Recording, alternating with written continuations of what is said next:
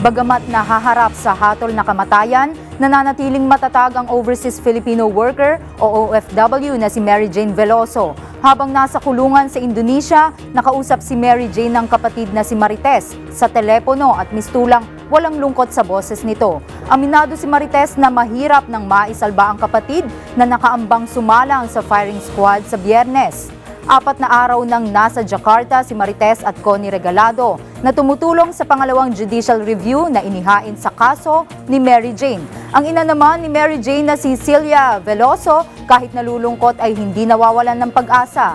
Nagbigay naman ng suporta sa mga Veloso ang anak ni Flor Contemplacion, ang binitay na OFW sa Singapore noong 1995. Darating naman sa Indonesia ngayong Miyerkules ang National Union of People's Lawyers para magdagdag ng ebidensya sa judicial review.